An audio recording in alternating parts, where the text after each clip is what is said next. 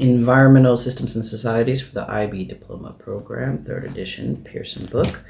We are in Chapter 5, Land. We're at 5.1, and in the last video, we were in the middle of, well, actually not the middle, towards the end of 5.1.4, Soil System Inputs. Go forward a couple pages to page 459 and look at the heading Anthropogenic Inputs. That's where we're at. So that's where we're starting this video. Anthropogenic Inputs. Okay, anthropogenic means human, right? So human-made inputs. Composting.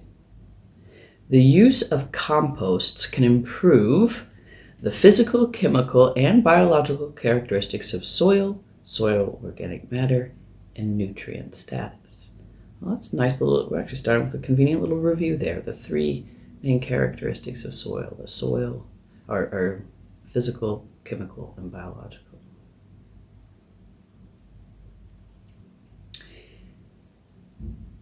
Mature composts increase soil organic matter better than fresh, immature composts do, due to the higher content of stable carbon.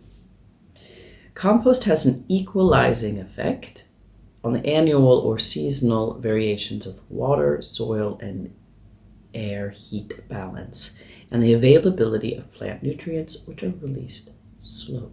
Compost can offset a decline in soil fertility and improve the conditions for plant germination due to better aeration and moisture retention. Compost lowers SBD due to the addition of low-density organic matter into the soil. Lower bulk density matter has an increased pore space, especially containing macropores. Compost contains several valuable plant nutrients, including nitrogen, phosphorus, potassium, calcium, magnesium, and sulfur. Thus, compost is a multi-nutrient fertilizer. Soils treated with compost show an improvement in their nutrient exchange capacity. Some of the benefits of adding compost rather than synthetic fertilizers to soil include the addition of organic matter improves water retention. For example, compost helps sandy soils to retain water that would otherwise drain away, and so protects the soil against drought. The aiding of porosity in clay soils, making the soil drain more easily so that it is less likely to become waterlogged. Okay, so in sandy soils, adding compost helps them retain water, and in clay soils, adding compost helps the water drain better. So opposite effects in the two different soil types. Fertilizers. Sometimes synthetic fertilizers are referred to as chemical fertilizers or inorganic fertilizers. Synthetic fertilizers are human-made products that are used to increase the level of nutrients in the soil and enhance plant growth. The main nutrients involved are nitrogen, phosphorus, and potassium, NPK. Although several synthetic fertilizers increase plant growth, there are serious disadvantages to their use. Some synthetic fertilizers are highly soluble. As plants can only absorb a certain proportion of the fertilizer, the rest is open to leaching and overland flow. So it washes away pretty easily. Sulfuric acid is used to extract phosphorus from phosphate rocks. Sulfuric acid may dissolve soil crumbs such as clay particles, which are combined with humus organic matter. These crumbs improve soil drainage and soil aeration. The use of fertilizers containing these acids can result in a compacted soil that has poor aeration and poor drainage. Synthetic fertilizers can also change soil pH and can kill some microorganisms that, if present, would benefit from soil health. These microorganisms include bacteria, such as nitrogen-fixing bacteria, mycorrhizal fungi, and other types of fungi. For example, the treatment of citrus trees with nitrogen fertilizer decreases their vitamin C yield. Well, that's not good. Most of the phosphorus from fertilizers is absorbed by clay particles, iron oxides, and aluminum oxides. The results of studies from European countries, notably Ireland, the UK, the Netherlands, and Denmark, suggest that sometimes phosphorus inputs from fertilizers and manure exceed phosphorus outputs from crop and livestock production. In the UK, the surplus is 15 kilograms per hectare per year. Thus, the total amount of phosphorus in the soil may increase over time, and the soil can become overloaded with respect to phosphorus. Synthetic fertilizers can reduce trace elements in soils, which can increase the incidence of fungal bacterial disease in the soils. Some synthetic fertilizers contain heavy metals, such as cadmium and copper, which remain in the soil for a long time. Okay, so that was fertilizers. And the next one we're going to talk about is agrochemicals, pesticides, herbicides, and insecticides. Okay, so these are two different groups of stuff that farmers spray on their plants. Okay, and it's very common for students to get these two things confused. So synthetic fertilizers are NPK, the nitrogen, phosphorus, and potassium that's made in a lab, made in a factory, and sprayed on the plants, okay, to kind of enrich the soil.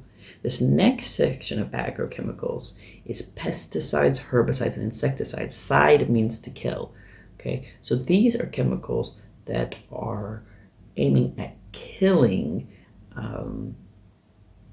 like pests, certain types of weeds, or things like that. Insecticide is just a specific type of pesticide. Organic compounds such as pesticides, oil, tars, chlorinated hydrocarbons, and dioxins are widely used in agriculture. Modern agriculture depends on pesticides, fungicides, herbicides, insecticides. So fungicides are pesticides that kill fungus, herbicides are pesticides that kill plants, and insecticides are pesticides that kill insects. For crop protection and disease control, these pesticides can be applied directly through direct spraying or atmospheric deposition, or indirectly through contamination from wastewater and waste disposal. Okay, so this phrase crop protection, that's very common in the industry. So the manufacturers of these chemicals don't usually call them pesticides. That's not labeled pesticide on the bottle. It's labeled crop protection product. Okay, because the idea is that you spray it on your plant, your crops, to protect them from pests. During direct spraying, only a small amount of toxic chemicals reaches the target pest, diseases, and weeds. The rest contaminates the surrounding soil, water, and air. So these chemicals are sprayed usually over everything. The impact of pesticide use depends on several factors, including chemical properties of the soil and pesticide, climate and soil type, especially soil texture. Context is really key here. Many pesticides affect a broad range of organisms, including some non-target species. That means species that it's not supposed to be killing. So, example, if you're trying to kill a certain beetle that's eating your potatoes, but this insecticide also kills the nice bees that are pollinating your potatoes, for example, then the bees would be the non-target species. Pesticides can affect soil by adsorption. It's not the same thing as absorption. Adsorption is when something gets basically sticks to the soil, but it's kind of integrated into its matrix, in a sense, on the surface area. Okay. Pesticides can affect soil by adsorption onto clays and organic matter by affecting soil microorganisms and plant growth, or by moving through the soil to surface water and groundwater. So take a look at this word adsorption. It's not quite the same thing as absorption. It's worth looking up the difference between those two words, because adsorption is a word often used in soil science or in geology, and it's different from absorption. Some pesticides, such as DDT, can build up in soils and in the tissues of living organisms, becoming toxic. As a result, they can also harm or kill species other than those that they were intended to kill. The large-scale use of agrochemicals reduces biodiversity in soil. As microorganisms are killed, their reproductive success is reduced and there is less growth. These microorganisms are essential for maintaining soil structure and mineralization of organic matter, making nutrients available for plants. The use of copper-based fungicides has led to a long-term reduction in earthworm populations. Okay, so a chemical that was used to kill fungus based on a copper compound has been negatively affecting earthworms. Earthworms enhance soil fertility by decomposing organic matter and releasing nutrients into the soil. They also create channels for the movement of air and water through the soil, thus improving aeration and drainage. Organophosphate insecticides have had a negative impact on bacterial and fungal populations in soil. Pesticide toxicity has more than doubled since 2005, and pesticides can linger in the soil for decades. Pesticides such as persistent organic pollutants are very persistent in soils and break down very slowly. Pesticides can enter the soil via spray drift during treatment and through the runoff from treated vegetation and treated seeds in the soil. Agrochemicals and fertilizers contain impurities, heavy metals such as lead, zinc, and arsenic, and trace elements such as cobalt and molybdenum, which can build up to toxic levels in the soil. Research conducted in the USA showed that pesticides harmed beneficial soil-dwelling invertebrates. Invertebrates is not just insects, but other little creepy crawlies that don't have a backbone, in over 70% of cases reviewed. So that stat comes from the Center for Biological Diversity 2021. Irrigation and soil salinization. Irrigation refers to the additional input of water into agricultural systems to encourage plant growth. Watering your plants. It is one of the oldest techniques used by people to improve food supplies. Worldwide, it is estimated that about 18% of cultivated land is irrigated, but this land accounts for 40% of crop production. A major problem with irrigation in areas of low rainfall is the accumulation of salts, especially sodium salts, which can make the soil infertile and toxic. The sources of the salts include the irrigation water and saline groundwater, which rises to the surface when excess water is applied. Okay, so here in this figure, you can see the process of soil salinization. In arid and semi-arid environments, soil moisture is limited and evaporation rates can be very high. If soils are not washed below the plant roots, soil salinity will limit plant growth and may eventually lead to plant death. Poor drainage and evaporation concentrate salts at the surface, and this may prove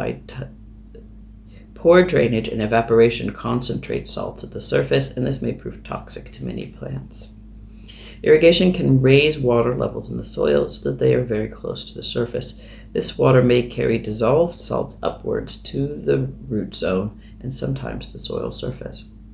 Okay, so how does irrigation make the soil salty?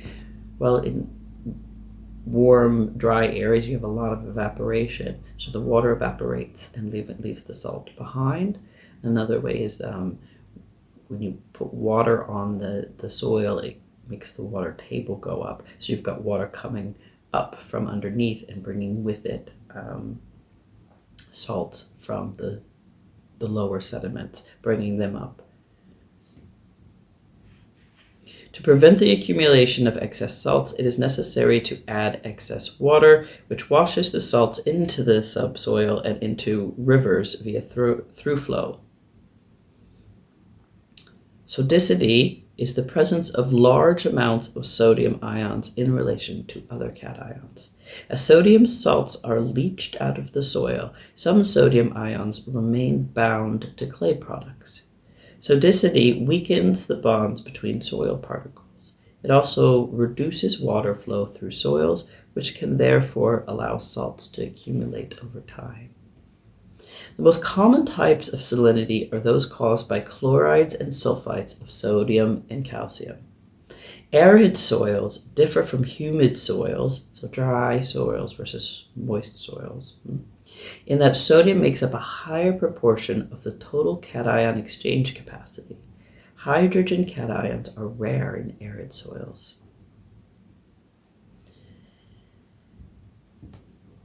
Natural inputs.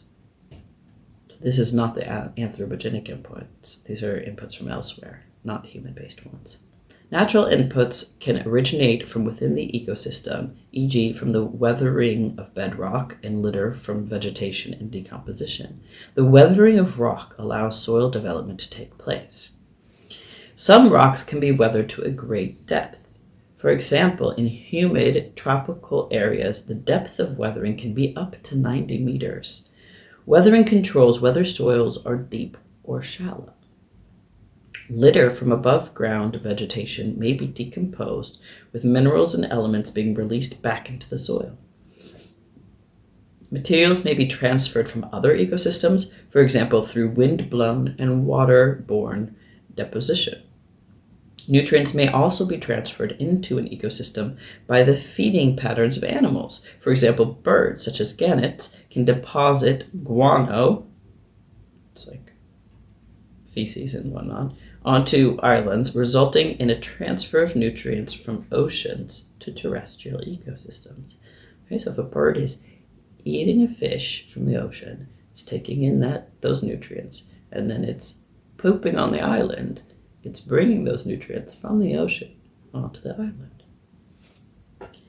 5.1.5 Soil system outputs. Soil system outputs can cause the loss or modification of soil components and are different from total loss of soil by erosion.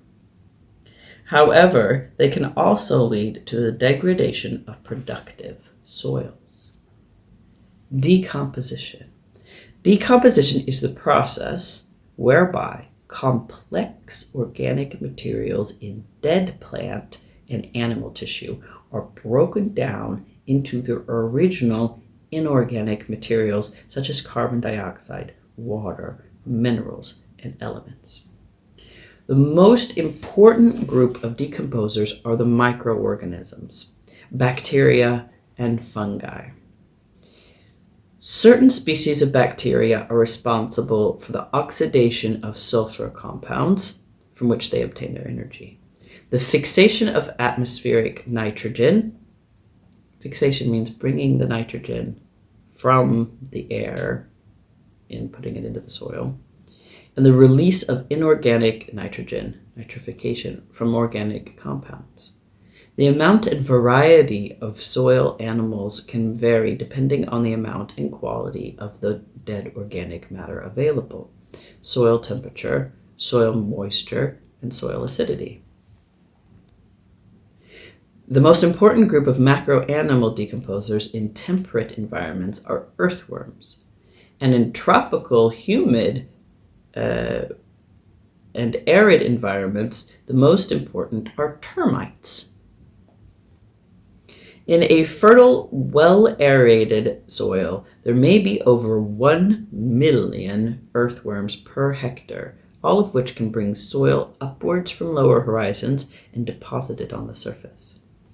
Organic decomposition involves 3 processes: rapid leaching of soluble chemical products, mechanical breakdown of dead organic matter through wetting and drying cycles, freezing and thawing, biological degradation involving the feeding on dissolved organic matter by animals and oxidation of microbial respiration producing water and carbon dioxide.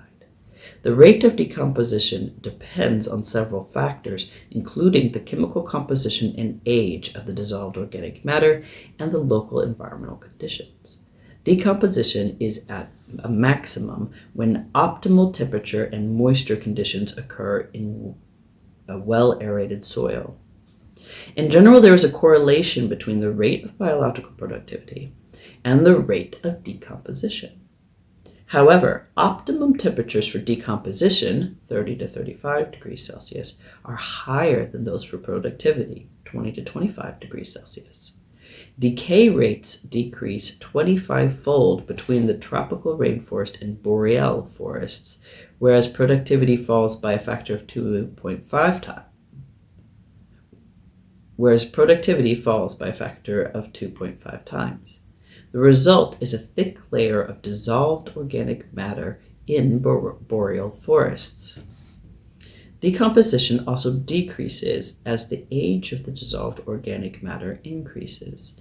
Therefore, nutrient availability for microbial decomposers also declines. Erosion. Water erosion. Water causes soil erosion through raindrop impact, overland flow, and flow in channels. Water can also cause landslides on steep slopes.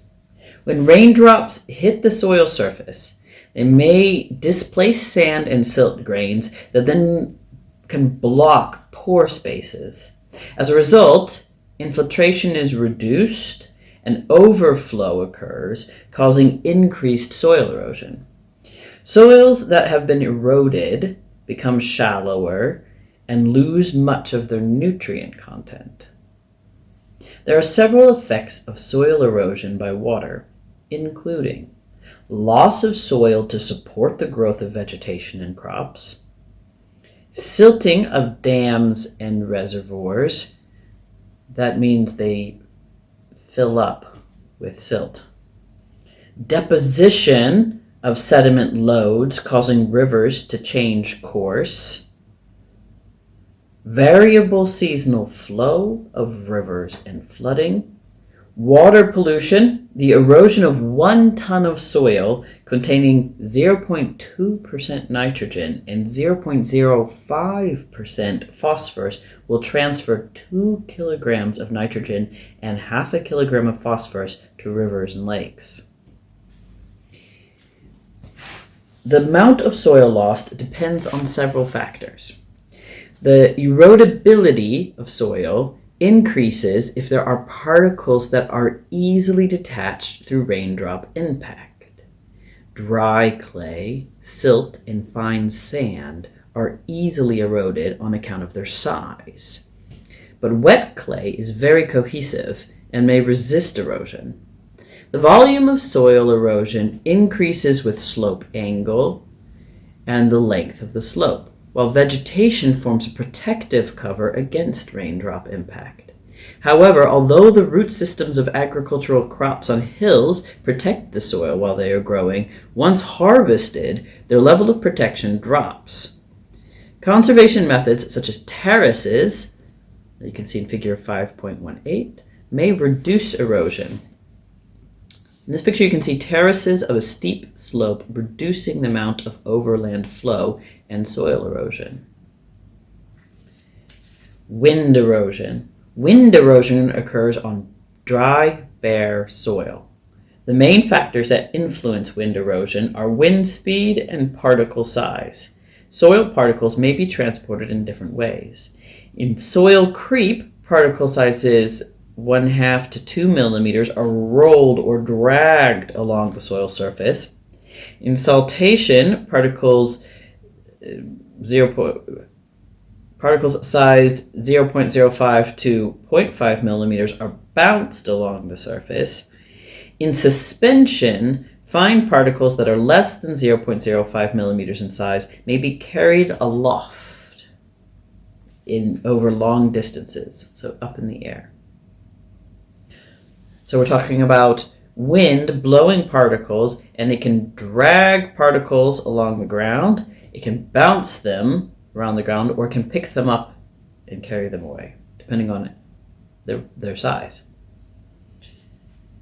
Water and mineral absorption by roots. Water is removed from the soil by plants.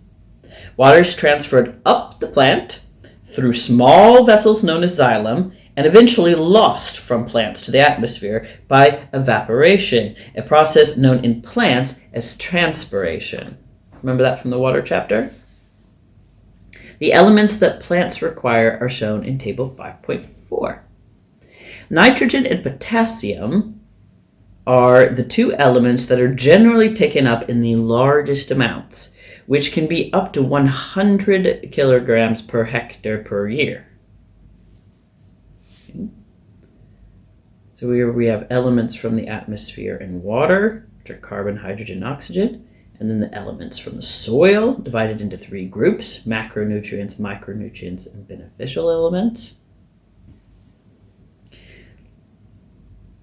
These elements are often found in compounds and ions in the soil solution. For example, nitrogen can be found in ammonium and nitrate ions. Phosphorus in dihydrogen phosphorus and monohydrogen phosphorus, sulfur in sulfate ions, and metals in the form of metal cations, such as calcium cations and magnesium cations. The plant takes these compounds and ions up from the soil solution through its roots into the plant, where they undergo chemical reactions to liberate the elements. Leaching. Rainwater is naturally acidic. As it moves down through the soil, it reacts with and removes basic cations from the soil solution and those adsorbed to the clay and humus particles. Acidic rainwater removes basic calcium ions from clay particles and replaces them with acidic hydrogen ions. When this occurs over a long period, the soil becomes more acidic. Basic elements that are typically leached out of soils in this way include calcium, magnesium, sodium, nitrogen, potassium, and phosphorus, as you can see in figure 5.19. The water contains dissolved oxygen, carbon dioxide, and acids from decaying plants. In areas of tropical rainforest, deforestation leads to reduced interception. Remember that from the water chapter, interception? Right? Well, deforestation leads to reduced interception and increased rainfall passing down through the soil. Nutrients are leached from the soil owing to the large amount of water moving down through the soil.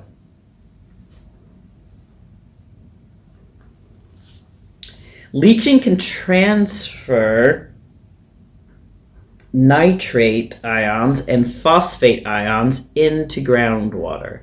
These chemicals may also react with the clay to form a hardened layer known as a hard pan within the soil. In figure 5.20, you can see a soil pan showing the compaction of the silty clay loam. Diffusion of gas. Diffusion occurs when there is a greater concentration of molecules or ions at one point compared to another. In diffusion, there is a net movement of molecules or ions from the point with the greater concentration to the point with lower concentration, until the concentration at both points becomes equal. Right? That's diffusion. Soil air is different to atmospheric air in that it has a higher concentration of carbon dioxide and some water vapor, but a lower concentration of oxygen. Carbon dioxide and water vapor therefore move out of the soil into the air, whereas oxygen moves into the soil. Diffusion occurs more slowly in liquids than in gases. If the total pore space is completely occupied by water, i.e. saturated or waterlogged, oxygen will diffuse very slowly through the water, which is insufficient for most plants. So that's why waterlogging can suffocate the plants, because the roots can't get the oxygen they need. However, with unimpeded diffusion, nutrients can reach the root surface. Thus, the best situation for plants is when there is air in the soil rather than it being completely saturated with water. Evaporation of water and heat loss. Evaporation is the diffusion of water from exposed water surfaces, such as those in lakes, rivers, soils, and plant surfaces. The rate of evaporation is greatly affected by solar radiation, which provides the energy needed to convert liquid water into water vapor. Other factors that affect the rate of evaporation include wind speed, the initial humidity of the air, and the type of soil or rock surface. Bare soils and rocks have high rates of evaporation compared with surfaces that have a protective tilth where rates are low. The humidity of the air above an evaporating surface will continue to increase. Heat loss from soils occurs in the form of outgoing long-wave radiation. Heat loss is greatest at night, and in those areas where there is limited cloud cover or vegetation cover. On a cloudless night, there is very little return of long-wave radiation from the atmosphere due to the lack of clouds. Hence, there is a net loss of heat from the soil surface. In contrast, on a cloudy night, the clouds return some long-wave radiation to the surface, hence the overall loss of energy is reduced. However, the heat transfer to the soil and bedrock during the day may be released back to the surface by night. This may partly offset the nighttime cooling at the surface. 5.1.6 Transfers across horizons within the soil. Transfers occur across soil horizons and include infiltration, percolation, groundwater flow, biological mixing, aeration, erosion, and leaching. Let's start with infiltration. Infiltration is the process by which water soaks into or is absorbed by the soil. It is distinguished from percolation, which is the downward flow of water through the zone of aeration towards the water table, although the two are closely related. The infiltration capacity, bolded term, is the maximum rate at which rain can be absorbed by soil in any given condition. How different vegetation cover and types of vegetation affect infiltration. Infiltration capacity decreases with time through a period of rainfall until a constant value is reached. Figure 5.21, variations in infiltration with vegetation and time. The main factors affecting infiltration are soil surface, surface cover, and flow conditions. Infiltration rates of 0 to 4 millimeters per hour are common in clays, whereas 3 to 12 milliliters per hour are common in sands. Okay, so sands allow much more infiltration. Vegetation also increases infiltration. On bare soils where rain splash impact occurs, infiltration rates may reach 10 millimeters per hour. On similar soils covered by vegetation, rates between 50 and 100 millimeters per hour have been recorded. So vegetation really increases the infiltration rate. Infiltrated water is chemically rich as it picks up minerals and organic acids from vegetation and soil. Infiltration is inversely related to overland runoff and is influenced by a variety of factors such as duration of rainfall, antecedent soil moisture, that means the pre-existing levels of soil moisture, soil porosity, vegetation cover, raindrop size, and slope angle. Figure 5.22, infiltration rates and vegetation cover. Figure 5.22 shows that infiltration on bare earth is initially high, so right at the start, when it starts raining, it takes in a lot of water, but decreases rapidly as the soil becomes saturated. The opposite is true for surface runoff on bare earth. In contrast, where there is a forest cover over the soil, infiltration is lower because more of the water is intercepted by the trees and less reaches the ground. Percolation. Water moves slowly downwards from the soil into the bedrock. This is known as percolation. Depending on the permeability of the rock, this may occur very slowly or quite quickly locally, as is the case in rocks such as Carboniferous limestone and chalk. Groundwater. Groundwater occurs in the subsurface or underground in the pores of soils and rock. You can see it in figure 5.23, groundwater flows. The upper layer of the permanently saturated zone, where nearly all the pore spaces are filled with water, is known as the water table. The water table varies seasonally. The water table varies seasonally. It is higher following increased levels of precipitation. So you get lots and lots of rain, the water table can go up. The zone that is seasonally wetted and seasonally dries out is known as the aeration zone. Most groundwater is found within a few hundred meters of the surface, but it has been found at depths of up to 4 kilometers beneath the surface. Aquifers, which are rocks which contain significant quantities of water, provide a great reservoir of water. Aquifers are permeable rocks such as sandstones and limestones. Water in aquifers moves very slowly and acts as a natural regulator in the hydrological cycle by absorbing rainfall that otherwise would reach streams rapidly. Groundwater is important as it accounts for 96.5% of all fresh water on the earth. However, while some soil water may be recycled by evaporation into atmospheric moisture within a matter of days or weeks, groundwater may not be recycled for as long as 20,000 years. So in some places where recharging is not taking place, groundwater is considered a non-renewable resource.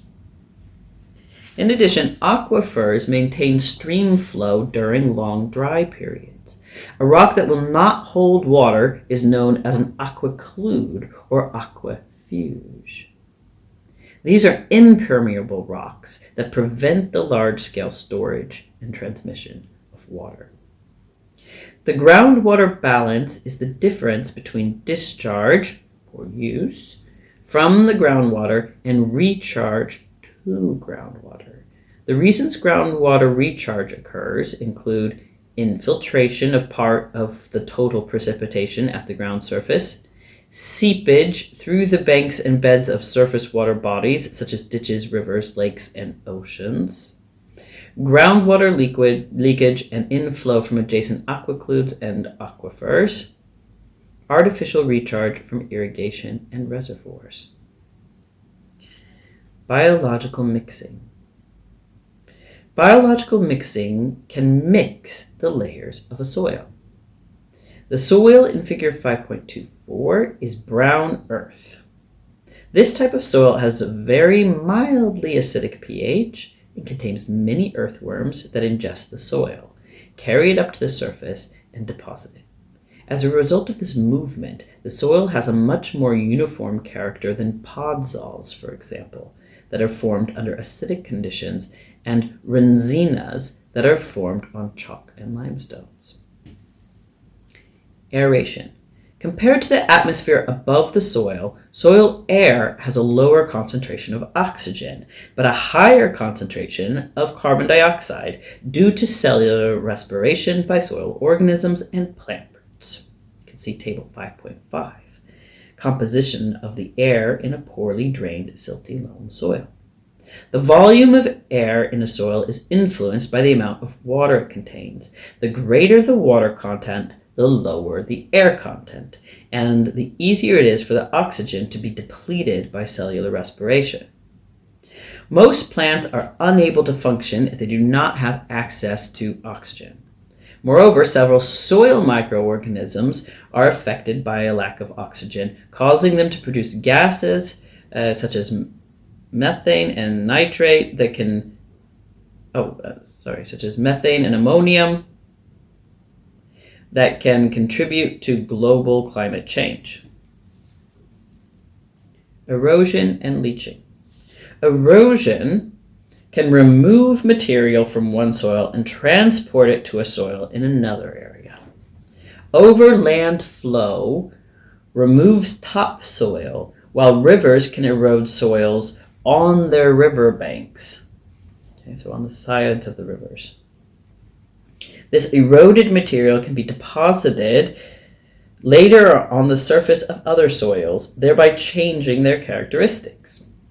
Some soils, notably those in floodplains, so that's the low-lying land right outside of a river, like right next to a river. So when the river floods over, goes onto that low-lying land, that's called floodplain, are formed due to the impacts of repeated deposition following floods.